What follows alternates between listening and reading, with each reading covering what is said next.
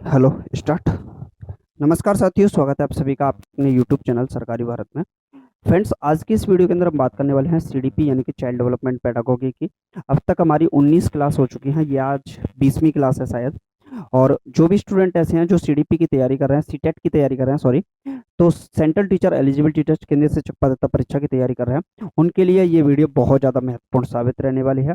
मैं आपका यहाँ समय बर्बाद नहीं करूँगा, अपना भी समय बर्बाद नहीं करूँगा, खामा खामा का टाइम वेस्ट करूं आपको ये बोलूं लाइक करो सब्सक्राइब करो, उससे कोई मतलब नहीं निकलने वाला। मैं अपनी क्लास स्टार्ट करता हूं। और अगर आपने 19 क्लास अगर पिछली वाली नहीं ली है तो आप लोग उनको ले लीजिएगा, बाकी आप लोग समझ ही जाएंगे कि यहाँ चल क्या रहा है। ठीक है, थंबनेल देख के आए हो तो समझ ही गए होंगे। चलिए, तो आज का अपना पहला सवाल है, लेकिन उससे पहले मैं आपको क्लियर कर दूं कि हमने जो भी स्टूडेंट ऐसे हैं जो सीटेट की तैयारी कर रहे हैं उनके लिए टेलीग्राम ग्रुप टेलीग्राम ग्रुप बना दिया है। वो सारे के सारे कैंडिडेट यहाँ पर क्या करेंगे, स्टूडेंट टेलीग्राम ग्रुप को ज्वाइन कर लेंगे। प्रीवियस ईयर के क्वेश्चन पेपर्स को डाला जा रहा है, जिससे आप लोग पेपर का भी आकलन कर पाएंगे, पेपर को देख पाएंगे। क्लियर है मेरे भाई? तो आज का अपना पहला सवाल है, अक्रम किसी एक ब्लॉक के समूह के साथ खेलते हुए स्वयं को निर्देश देता रहता है। लेव वाइगोत्स्की के सिद्धांत के अनुसार अक्रम इस वाचन को क्या कहेंगे? देखिए, लेव वाइगोत्स्की की बात करें तो इन्होंने जो सिद्धांत दिया था सामाजिक सामाजिक सांस्कृतिक विकास का सिद्धांत दिया था। क्या? विकास का सिद्धांत दिया था। सामाजिक सांस्कृतिक विकास का सिद्धांत किसके द्वारा दिया गया था? तो लेव वाइगोत्स्की के द्वारा दिया गया था सामाजिक सांस्कृतिक विकास का सिद्धांत। ये क्या थे? एक मनोवैज्ञानिक थे। कौन थे? मनोवैज्ञानिक, साइकोलॉजिस्ट थे। क्लियर है मेरे भाई? और रहने वाले कहाँ के थे? तो ये रहने वाले थे रूस के। कहाँ के? रूस के। मेरा जूता है जापानी, सर पे लाल टोपी रूसी, फिर भी दिल है हिंदुस्तानी। तो मेरे भाई ये रूस के थे, लेव वाइगोत्स्की। और मनोवैज्ञानिक थे, सामाजिक सांस्कृतिक विकास का सिद्धांत दिया था। समाज के बारे में बहुत ज्यादा चर्चा की थी, और भाषा के ऊपर इन्होंने अपने आप में अकल्पनीय बातें इन्होंने की थी। इन्होंने बोला था कि भाषा पहले आती है, विचारवाद में आता है। तो ये कंटक का भी कारण बना था इनका, भाषा और विचार के बारे में। बाकी इन्होंने जो बात की थी वो क्या बात की थी भाई मेरे? इन्होंने स्कैफ होल्डिंग की बात की थी।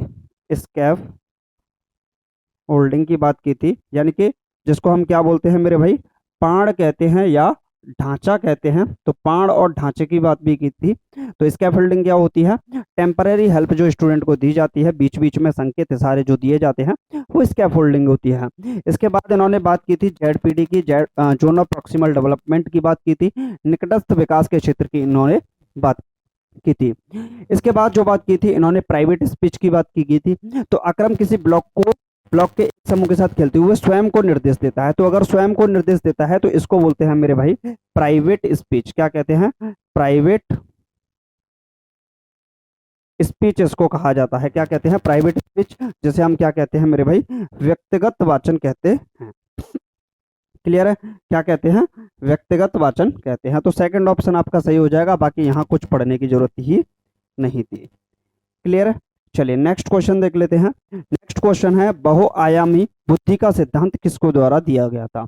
बहुआयामी बुद्धि का सिद्धांत, मल्टीपल इंटेलिजेंस जो थ्योरी दी गई थी, ये किसके द्वारा दी गई थी? तो इन्होंने चार यहाँ पर दे रखे हैं। हावर्ड गार्डनर, इन्होंने जो सिद्धांत दिया था मेरे भाई, बहुबुद्धि का सिद्धांत दिया था। क्या दिया था? बहुबुद्धि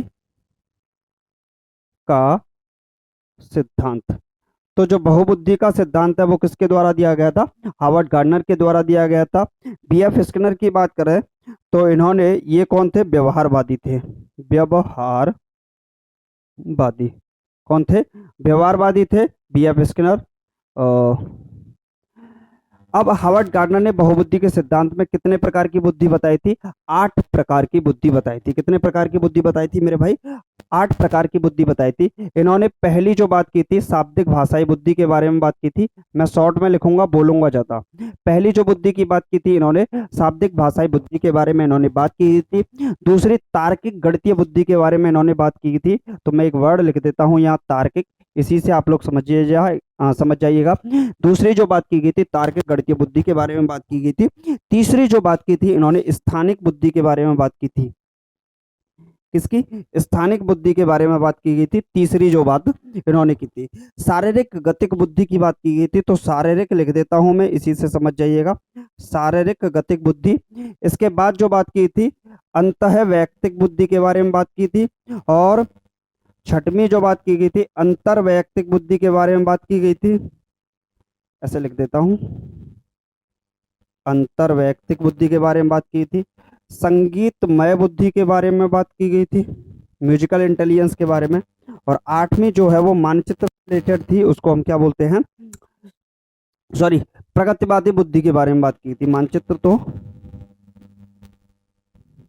इन्होंने बुद्धि के जो प्रकार बताए थे, कुल मिलाकर 8 प्रकार की बुद्धि बताई थी, जहां पर linguistic intelligence, mathematical reasoning intelligence, spatial intelligence, kinesthetic bodily intelligence जो बोलते हैं, इंट्रापर्सनल, इंटरपर्सनल, म्यूजिकल इंटेलिजेंस और नेचुरलिस्टिक इंटेलिजेंस, यानी कुल मिलाकर 8 प्रकार की बुद्धियों के बारे में इन्होंने चर्चा की थी। किसने?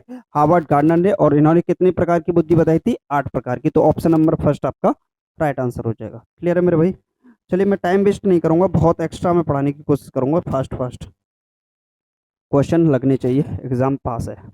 अभिकथन क्या है? बच्चे भाषा को सीखने के लिए आनुवंशिक रूप से प्रवृत्त होते हैं, बात तो ठीक है, एवं पर्यावरण रूप से भूमिका नहीं निभाता है। पर्यावरण इसमें भूमिका नहीं निभाता है, ये बात गलत है, ये बात सही है। तो देखिए जो डेवलपमेंट जो होता है मेरे भाई, वो हेरिडिटरी एंड एनवायरनमेंट के मल्टीपल के बराबर होता है। यानी कि जो विकास होता है, विकास जो होता है वो आनुवंशिकता और वातावरण के गुणनफल के बराबर होता है। किसके? वातावरण के गुणनफल के बराबर होता है आपका विकास। क्लियर है? तो विकास, development equal to hereditary and environment के मल्टीपल के बराबर होता है। आनुवंशिकता और विकास का संयोग ही विकास है। आनुवंशिकता और वातावरण का अंतःक्रिया ही विकास है। आनुवंशिकता और वातावरण का गुणनफल ही क्या कहलाता है? विकास। तो दोनों एक दूसरे से आश्रित होते हैं। तो फर्स्ट स्टेटमेंट तो आपका गलत हो गया। अब देखिए ए और आर दोनों सही हैं, तो ए तो गलत है, ए दोनों सही हैं, गलत है, ए सही है, फोर्थ ऑप्शन। दूसरे को पढ़ने की जरूरत ही नहीं थी मेरे भाई, फिर भी पढ़ लेते हैं। भाषाई विकास में केवल आनुवंशिकता ही उत्पाद है, ना जी ना। आनुवंशिकता ही क्यों होगी? वातावरण भी अपनी भूमिका निभाता है। तो आपका फोर्थ ऑप्शन सही हो जाएगा, ए और आर दोनों गलत है। क्लियर है मेरे भाई? चलिए नेक्स्ट क्वेश्चन देख लेते हैं। नेक्स्ट क्वेश्चन आपकी स्क्रीन पर है। वंचित पृष्ठभूमि से आने वाले बच्चों के अधिगम एवं विकास के संदर्भ में कौन सा कारक संभावित जोखिम वाला है? चलिए बताइए। अध्यापकों की उनकी क्षमताओं के बारे में नकारात्मक सोच और बहुत कम अपेक्षाएं, ना जी ना। नकारात्मक क्यों होनी चाहिए?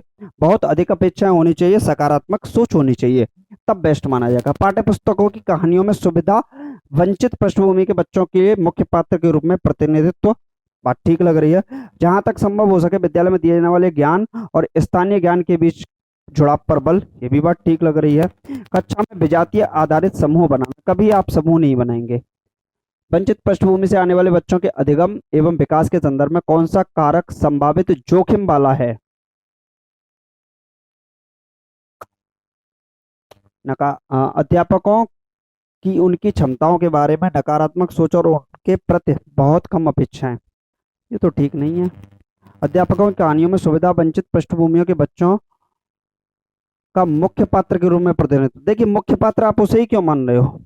हर पृष्ठभूमि से आने वाला बच्चा क्या होना चाहिए? मुख्य पात्र होना चाहिए। तो थर्ड वाला सही माना जाएगा।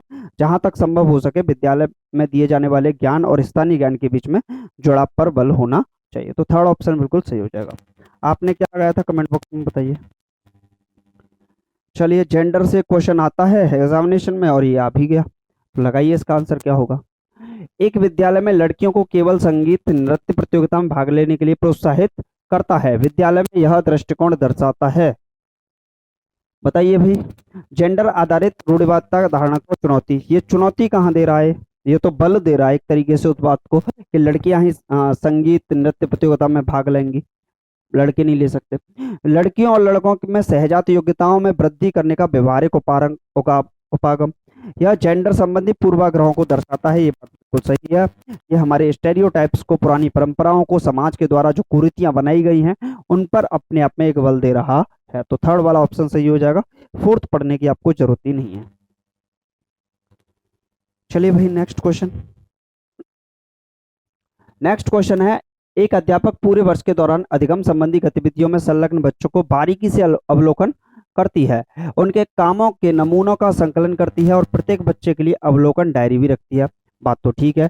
मानक एवं एक रूप, नाजीना, मानक नहीं होना चाहिए, संकल्पनात्मक और अध्यापक केंद्रित नहीं होना चाहिए, मानक आधारित, संदर्भ युक्त नहीं होना चाहिए, सतत एवं समग्र होना चाहिए, कॉन्टिन्यूस एंड कॉम्प्रिहेंसिव एवोल्यूशन आपका होना चाहिए, सतत एवं समग्र मूल्यांकन आपका देखने को मिलना चाहिए। तो ये वाला सही आपका हो जाएगा। क्लियर है मेरे भाई? चलिए नेक्स्ट क्वेश्चन देख लेते हैं। नेक्स्ट क्वेश्चन, आकलन का उद्देश्य क्या है? तो आकलन का उद्देश्य क्या है? बच्चों को भयमुक्त परिवेश में अध्ययन करने के लिए प्रेरित करना। बात तो ठीक है। बच्चों को धीमी गति से सीखने वाले प्रकार एवं समस्यागत चिन्हित कर रहे हो तो गलत है भाई। अधिगम एवं विश्वसनीय प्रतिपुष्टि देना, ना जी ना। कक्षा में प्रतियोगिता प्रोत्साहित, प्रतियोगिता को कभी प्रोत्साहित मत करो। तो फर्स्ट ऑप्शन सही हो जाएगा, बच्चों को भय युक्त परिवेश में अध्ययन करने के लिए प्रेरित करना। क्लियर है मेरे भाई? चलिए नेक्स्ट क्वेश्चन। चलिए इंडिविजुअल डिफरेंसेस से आ गया। इंडिविजुअल डिफरेंस यानी कि बच्चों की व्यक्तिगत जो विभिन्नताएं होती है, हम उसे एक धरोहर के रूप में मानते हैं, बहुत अच्छा मानते हैं। विद्यार्थियों में पाई जाने वाली व्यक्तिगत विभिन्नताओं को संबोधित करने के लिए विद्यालय को किस तरह के शिक्षण शास्त्रीय युक्तियां अपनानी चाहिए? यानी कि इंडिविजुअल डिफरेंसेस, समाज के विभिन्न पृष्ठभूमियों से आए हुए बच्चों को आप किस प्रकार की शिक्षण शास्त्रीय युक्तियां अपनाएंगे, किस प्रकार की पेडागोगी यूज करेंगे, कैसी टेक्निक्स का यूज करेंगे? तो सभी विद्यार्थियों के लिए समान पाठ्यचर्या और आकलन अपनाना, ना जीना। विद्यार्थियों को उनके संज्ञानात्मक योग्यताओं के आधार पर वर्गीकृत आप कभी नहीं करेंगे, पृथक्करीकृत कभी भी, सेग्रीगेशन नहीं करेंगे, लेबलिंग नहीं करेंगे, रैंकिंग नहीं करेंगे, डिस्क्रिमिनेशन नहीं करेंगे, ये सभी गलत है। लचीलेपन का भाव रखते हुए व्यक्ति विभिन्नताओं को पोषित करना, ये बिल्कुल सही होगा। थर्ड ऑप्शन राइट हो जाएगा। आगे पढ़ने की जरूरत ही नहीं है। और व्यक्ति विभिन्नताओं को दूर ना किया जाए क्योंकि वो तो हमारी धरोहर है, उनको दूर करना, इसका मतलब अपनी परंपराओं को। और भारत में तो बोला भी जाता है कि कोस कोस पे पानी बदले तीन कोस पे बाड़ी, कोस कोस पे बाड़ी बदले तीन कोस पे बाड़ी, कुछ ऐसे बोला जाता है। तो उसके भी एक तरीके से वृद्धि हो जाएगा फिर ये। निम्नलिखित में से अवधान कमी, अति सक्रियता, Vikram, ADHD, attention deficit hyper activity disorder वाला बच्चा किस तरह की विशेषता दर्शाता है? बैठकर चुपचाप काम करने की प्रवृत्ति, ना जीना। आसानी से विचलित होने की प्रवृत्ति, ठीक लग रहा है। दूसरों में को ध्यानपूर्वक सुनने की प्रवृत्ति नहीं होती। बिना रुके लंबे समय तक गद्यांश पढ़ना। देखिए जो एडीएचडी होता है, एडीएचडी, इसमें बच्चा क्या हो जाता है, जल्द ही व्याकुल हो जाता है। और आप बोल सकते हो ध्यान नहीं लगा पाता, ध्यान नहीं लगा पाता।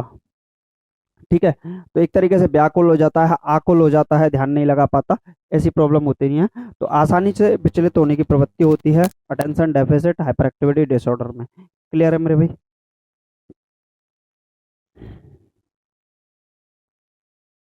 चलिए नेक्स्ट क्वेश्चन।